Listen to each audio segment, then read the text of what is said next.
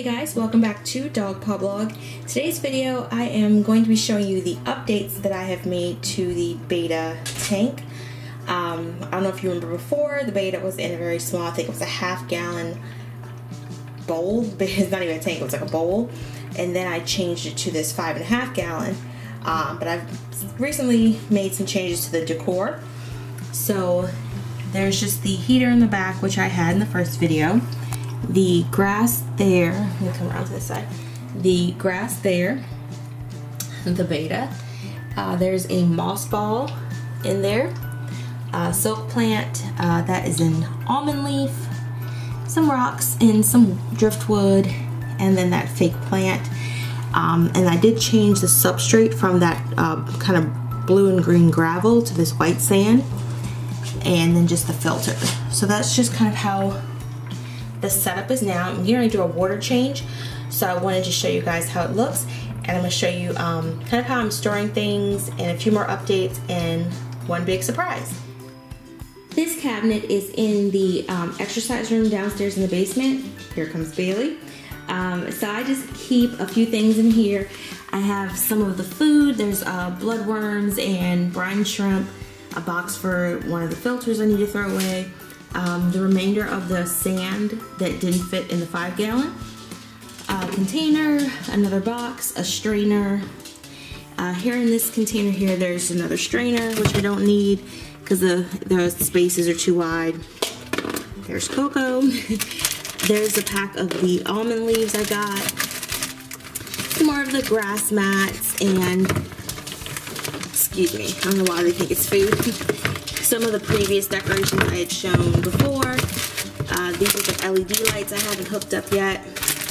And then a pack of that gravel that's left. So that's it that's in there. I think there's one more fake plant. Yeah, one more fake plant in there.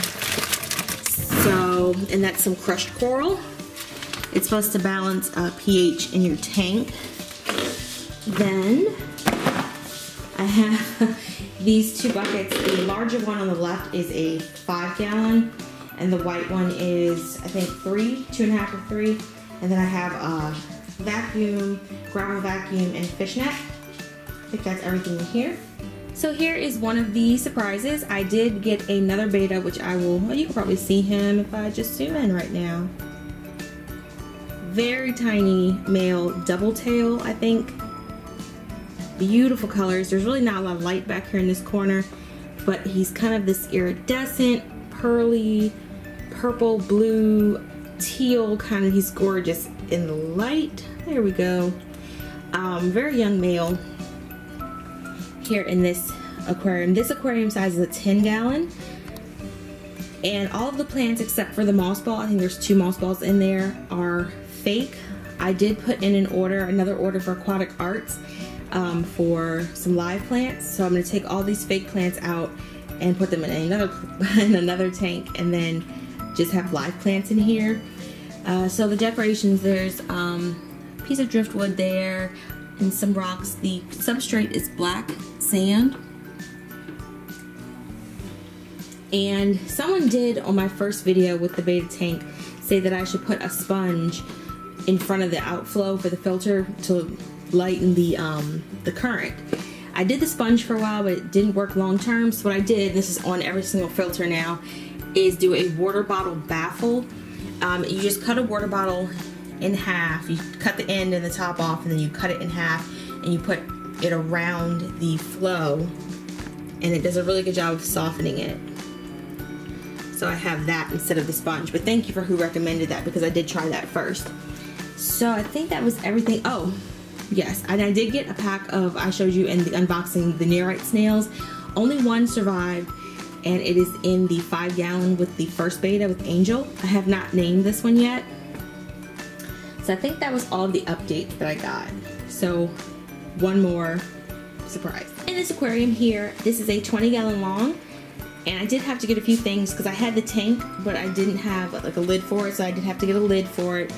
I am letting this one kind of just cycle right now, because what's in it is just the aquarium sand and some moss balls, some fake plants. There is a old biomedia filter trying to jumpstart this one. Floating on the top in the filter bag is a cuttle bone.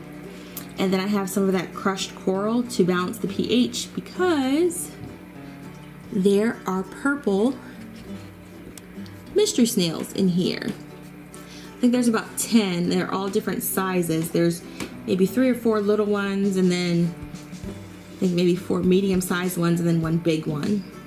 So, let's see if we can get a close-up.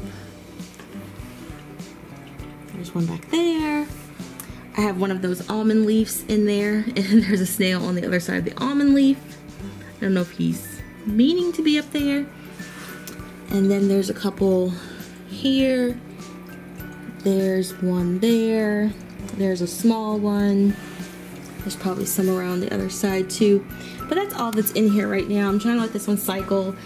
The rocks in the moss ball from an established tank, and the media is from an established tank.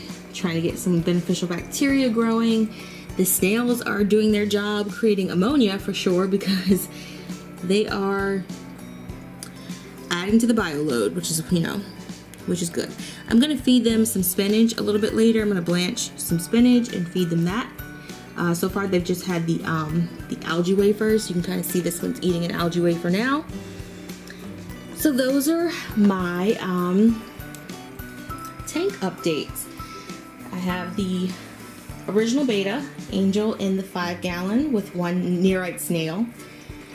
And then we have this one here, who I have not named, in this 10-gallon.